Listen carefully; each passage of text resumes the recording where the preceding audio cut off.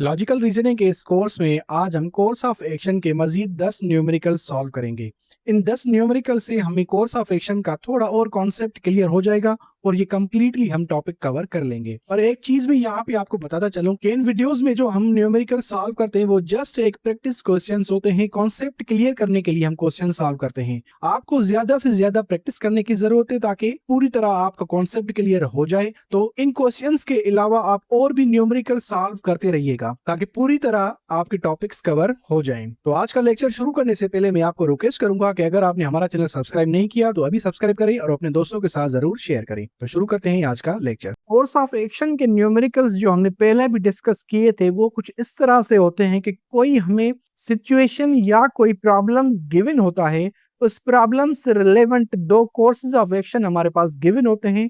उस प्रॉब्लम और courses of action को मैच करके हमें ये जज करना होता है कि कौन सा कोर्स ऑफ एक्शन सही है, कौन सा गलत है। ये सिंपल फॉर्मेट होता है कोर्स ऑफ एक्शन के न्यूमेरिकल्स का। अब यहाँ पे एक स्टेटमेंट गिवन है, if the retired professors of the same institutes are also invited to deliberate on restructuring of the organization, their contribution may be beneficial to the institute।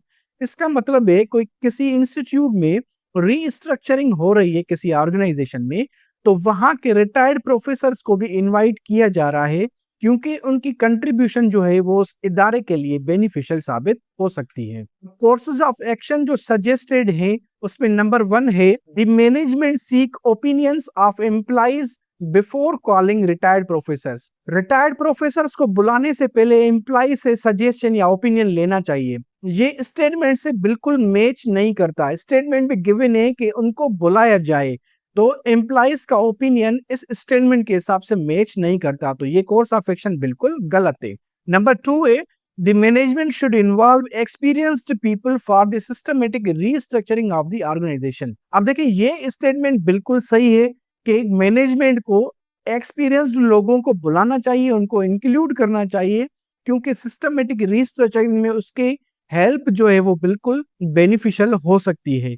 तो दूसरा statement सही है, तो हम ऑप्शन करेंगे B, if only 2 follows. Number 2 course of action में है कि committee has criticized the institute for its failure to implement a dozen regular programs. आप देखें एक कमेटी बनाई गई है जिसने एक इंस्टीट्यूट पे तनकीद की है, क्रिटिसाइज किया है क्योंकि वो नए प्रोग्राम इंप्लीमेंट करने में फेल हो गई है despite an increase in the staff strength. जबकि उनके पास स्टाफ की स्ट्रेंथ भी बढ़ाई गई थी, तभी भी वो एक कोई फर्म एक्शन प्लान स्टडीज और रिसर्च के लिए बना नहीं पाए। तो कौन सा कोर्स ऑफ एक्शन हमें लेना चाहिए? नंबर 1 है, the broad objectives of the institute should be redefined to implement a practical action plan।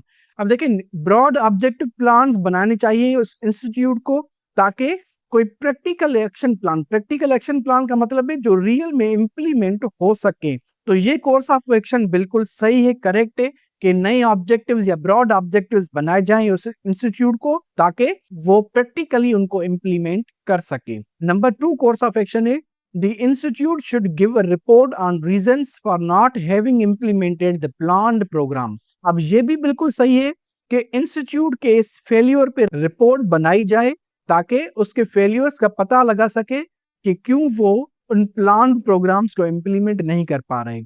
तो दोनों कोर्सेज ऑफ एक्शन सही है, तो हम करेंगे D, if both 1 and 2 follow. Question number 3 है, mister x an active member of the union. इस phrase पे आप थोड़ा ध्यान दें कि active member of the union often insults his superiors in the office with his rude behavior। अपने rude behaviour से अपने ऑफिसर्स की, सुपीरियर्स की इंसल्ट करता है रोज ऑफिस में। कोर्स ऑफ एक्शन गिवन है, he should be transferred to some other department। अब जब उसका ट्रांसफर किया जाएगा तो वो वहां के ऑफिसर से भी बदतमीजी कर सकता है, ये इस मसले का हल नहीं हो सकता। तो नंबर 1 कोर्स ऑफ एक्शन बिल्कुल गलत है। नंबर 2 है, the matter should be referred to the union. अब जबकि वो ऑलरेडी खुद ही एक यूनियन का एक्टिव मेंबर है, तो यूनियन प्रैक्टिकली उसको कुछ भी नहीं कर सकती या उस मसले का हल नहीं निकाल सकते। ये प्रॉपरली एक ऑफिस का डिसिप्लिनरी एक्शन का मसला है, तो इसको ऑफिस का स्टाफ ही उसको हल कर सकता है। तो ये नंबर 2 कोर्स ऑफ एक्शन भी बिल्कुल गलत हो गया। दोनों कोर्सेज ऑफ एक्शन गलत हैं, तो हम करेंगे D, neither 1 or 2 follows. Question number 4 में देखेंगे, the killer centric fever has so far claimed 100 lives in some tribal villages during the past 3 weeks. एक फीवर है जो जानलेवा फीवर है जिसने 100 जाने ले चुकी है किसी ट्राइबल विलेज में गुज़िश्ता 3 हफ्तों में। कौन सा कोर्स ऑफ एक्शन लेना चाहिए? नंबर 1 है the residents of these villages should immediately be shifted to a non infected area. अब जब इन विलेजर्स को किसी नॉन इन्फेक्टेड एरिया में शिफ्ट किया जाएगा तो ये बीमारी उस एरिया में भी फैल सकती है। तो ये बिल्कुल एक फ्लॉड स्टेटमेंट है, ये बिल्कुल स्टेटमेंट गलत है। नंबर 2 स्टेटमेंट है the government should immediately send a medical squad to this area restrict spread of the killer disease.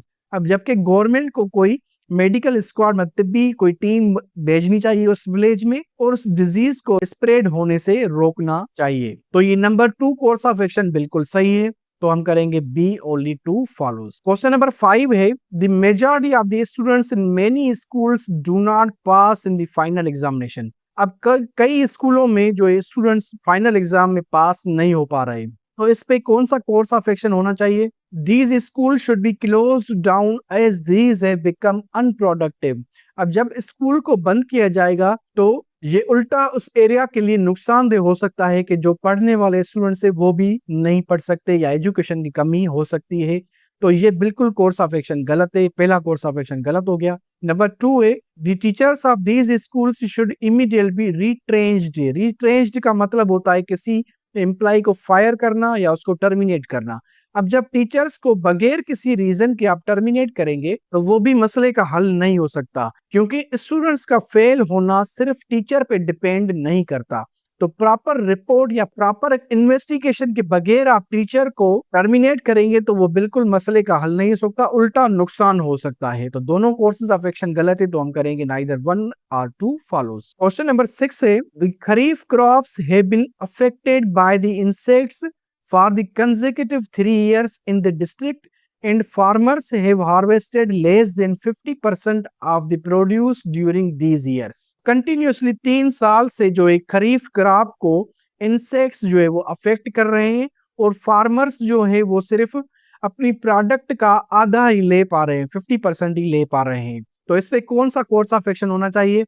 The farmers should seek measures to control the attack of insects to protect the crops next year. इसका मतलब है कि farmers को insect के attack का कोई उपाय लेना चाहिए, कोई मसले का हल ढूंढना चाहिए ताकि उनकी क्रॉप जो है वो महफूज हो सके अगले साल। तो ये कोर्स ऑफ एक्शन नंबर 1 बिल्कुल सही है। नंबर 2 है the government should increase the support price of kharif crops considerably to protect the economic interest of the farmers. अब ये बिल्कुल भी सही है, क्योंकि गवर्नमेंट को कोई फाइनेंशियल सपोर्ट देनी चाहिए उस फार्मर्स को ताकि उनके माशी हालात सही हो सके, उनका नुकसान की भरपाई हो सके। तो दोनों कोर्सेज ऑफ एक्शन सही है, तो जवाब होगा if 1 and 2 follows. Question number 7 है a large number of people die every year due to drinking polluted water during the summer. इसका मतलब है हर साल लोगों की एक बड़ी तादाद खराब पानी पीने की वजह से मर जाती है। तो कौन सा कोर्स ऑफ एक्शन लेना चाहिए? The government should make adequate arrangements to provide safe drinking water to all its citizens. अब जाहिर सी बात है गवर्नमेंट को कोई मुनासिब इंतजामात करने चाहिए साफ पानी पीने के हवाले से, तो ये कोर्स ऑफ एक्शन बिल्कुल सही है। नंबर 2 है the people should be educated about the dangers of drinking polluted water. लोगों को खराब पानी पीने के नुकसानात से आगाह किया जाए, उनको एजुकेट किया जाए, ये भी बिल्कुल सही है। तो दोनों कोर्स ऑफ एक्शन सही है, तो हम करेंगे if both 1 and 2 follows. Question number 8 देखें the teenager was arrested by the police for drinking drugs. एक टीनेजर को पुलिस ने अरेस्ट किया है ड्रग्स लेने की वजह से। अब कोर्स ऑफ एक्शन देखें the teenager should be meted with corporal punishment by the police. अब कॉर्पोरल पनिशमेंट का मतलब होता है किसी को सजा देना, फिजिकली उसको पनिश करना। तो कॉर्पोरल पनिशमेंट उस टीनेजर के मसले का हल बिल्कुल भी नहीं है। कभी कभार ये मसले का हल हो भी सकता है, कभी कभार ये बैक फायर करता है, टीनेजर्स उल्टा जिद्दी या कोई एग्रेसिव और हो जाते हैं।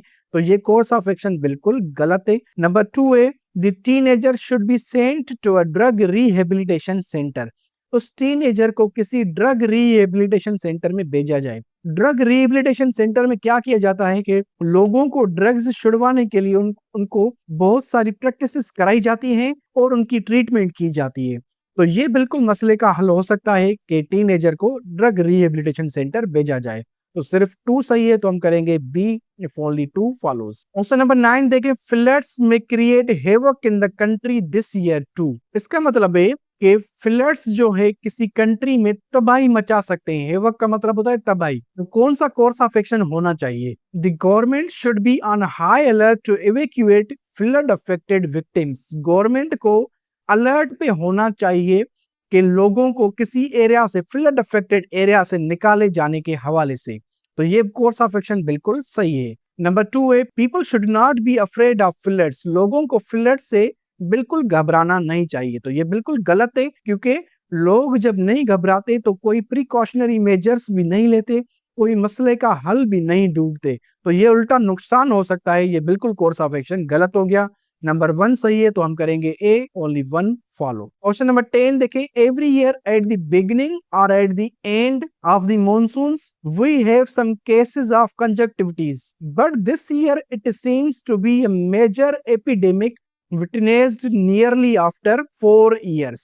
अब देखिए, इसका मतलब है कि हर साल मॉनसून की बिगिनिंग या एंड पे हमें एक डिजीज या कोई बीमारी मिलती है, कंजक्टिविटीज, जो कि एक आंखों की आईज की डिजीज है, जिसमें आंखें लाल मोस्टली हो जाती हैं। और इस साल वो एक एपिडेमिक बन चुका है। एपिडेमिक का मतलब होता है किसी एरिया में जब डिजीज बहुत ज्यादा फैल जाए, बहुत से लोग अफेक्ट हो जाएं, तो उसको हम डिक्लेयर करते हैं एपिडेमिक। अब कोर्स ऑफ एक्शन इस पे कौन सा होना चाहिए? Precautionary measures should be taken after every 4 years to check the epidemic। अब देखिए, यहाँ पे लिखा हुआ है every 4 year, जबकि डिजीज के केसेस हर साल जाहिर होते हैं, पर हम प्रिकॉशनरी मेजर्स हर 4 साल के बाद लें, तो ये बिल्कुल गलत होगा, क्योंकि हमें हर साल लेने चाहिए। नंबर 2 है, the people should be advised to drink boiled water during rainy season.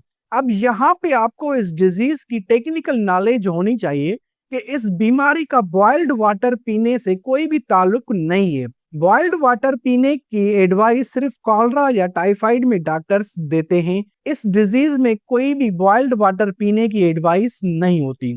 तो ये कोर्स ऑफ एक्शन भी बिल्कुल गलत है। तो दोनों गलत हैं, तो हम डी ऑप्शन करेंगे, इफ नाइदर 1 और नॉट 2 फॉलो। तो इस लेक्चर के साथ हमने कोर्स ऑफ एक्शन का टॉपिक कवर कर लिया। जैसा हमने आपको पहले भी बताया कि ये क्वेश्चंस इनफ नहीं है, आपको ज्यादा से ज्यादा और न्यूमेरिकल्स और क्वेश्चंस की प्रैक्टिस करनी चाहिए, ताकि टेस्ट में जब आप क्वेश्चंस करें तो ज्यादा से ज्यादा प्रैक्टिस होने की वजह से आप क्वेश्चंस को जल्दी से जल्दी कर पाएं। अब अगले लेक्चर से हम कॉज एंड इफेक्ट का टॉपिक शुरू करेंगे, तो मिलते हैं अगले लेक्चर में।